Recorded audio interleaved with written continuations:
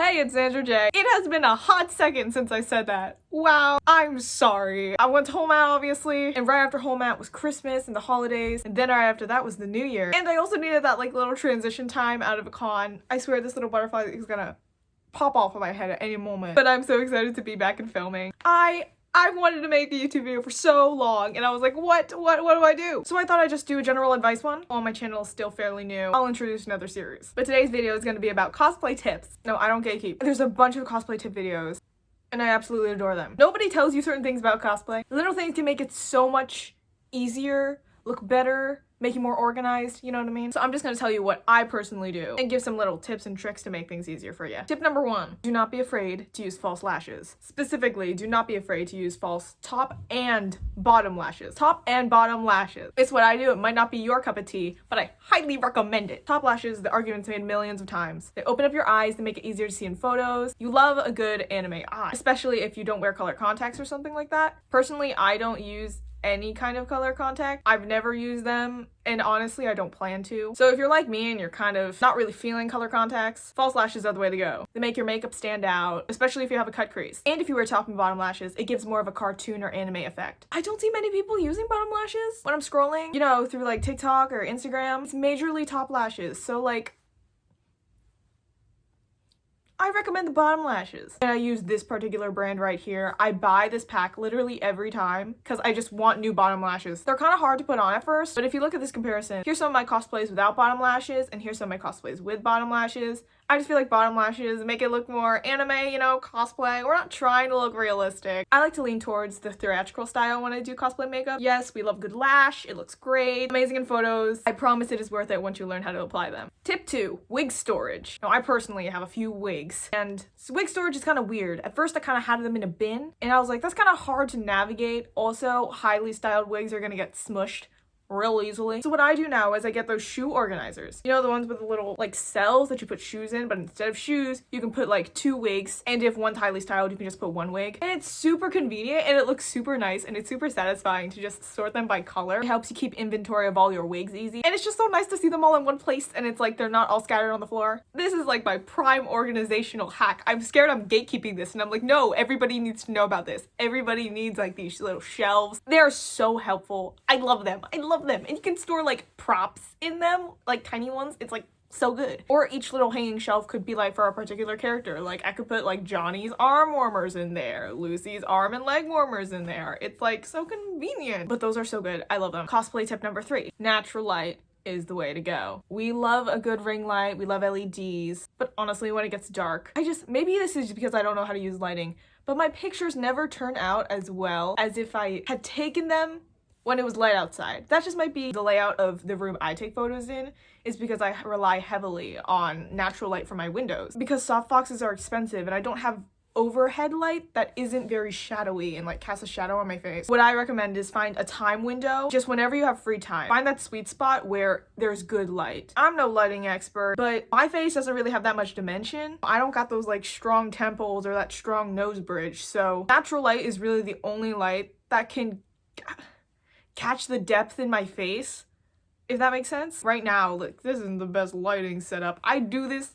because I'm real with y'all. My lighting ain't that good. Bedroom cosplayers can relate. It's late at night, all you got is your ring light, you know, and it does the job. But when you really want to take those pictures that are like, quality, I can see every detail, the makeup is really emphasized. There's depth in the face. It doesn't look flat. The shadows aren't heavy. I would recommend using natural light, and it'll just make your picture look more bright. Tip number 4, if you buy cosplays, they probably come in creased from the bag. There's all these weird folds that you just can't get out. And if you're like me, you're scared of ironing. I know you have to iron your cosplays to get that little crease out, but like, I'm scared of heat. I just burned myself on a curling iron. I'm terrified of heat in any capacity. The stove is my enemy. So what is my alternative to ironing? You can steam your clothes. And I don't know if that's any different, but I find it a lot more approachable because it's like a water steamer versus an iron. Another alternative is a hair straightener if you want to spend the time with that. I know I would. Irons just intimidate me. Also, some fabrics can't take really hot temperatures, and I'm always scared that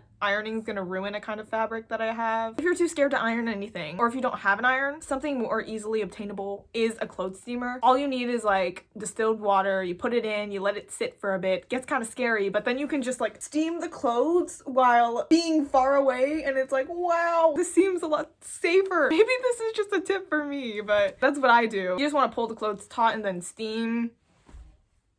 I'm just explaining steaming. It's really nice when your cosplay is all crisp and clean, especially if it's like a suit. I have right now this, I just got the Oron High School Host Club suit, and like, bam, a great example of like a little creasy crease right here. I'm gonna steam that out, hair straightener that out in a bit. Lloyd Forager's suit. I just did Lloyd a few days ago, and I used this crinkled suit. I wish I had steamed it before, but you know, things. There's the little crease. Gotta steam that one out. No, of course you don't have to, but it's really nice when cosplay just looks all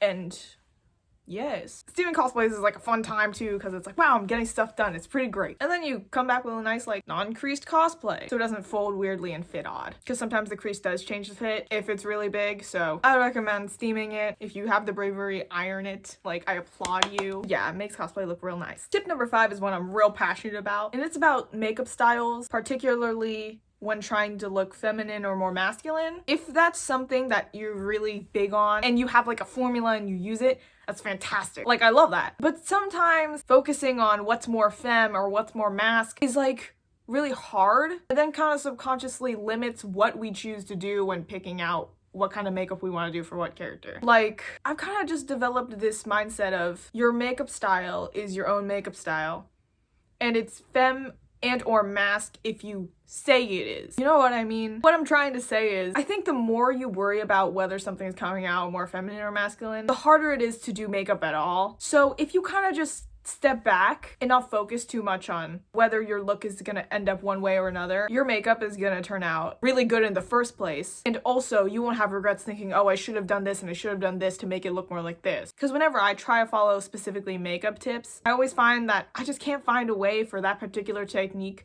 to work on my face. That's, you know, that's on me. But I found it to be a lot easier to do any kind of makeup for any kind of character if I kind of just like, you know what? I'm just gonna do what works for me. I'm gonna put the bottom lashes for a more mask character. I'm going to use heavy contour for a real femme character. And I think whenever you're in the character's cosplay, whether it's more femme or more mask will read regardless. So don't get too hung up on what you're supposed to look like as this character, whether you're supposed to be more this or more that. Focus on really building up how you like to do makeup and what you enjoy and what you think looks good on you, and then it'll turn out so good and you'll be so much more happy with it. I struggled a lot with like masculine makeup because I tried to fit this formula of like, oh yeah, little eyeshadow, try and do a thin lip, but that didn't really work over my face. I just kind of was like, yeah, you know what, I'm just gonna do what I do, what works for me. And now it's a lot more enjoyable to do makeup, even makeup I would consider to be out of my comfort zone. So yeah, at the end of the day, I'm just trying to push the fact that, you know, cosplay is fun, it's great, and everyone does it so differently, and it's like so cool. And this cosplay tip series is just, I feel, such a good way to like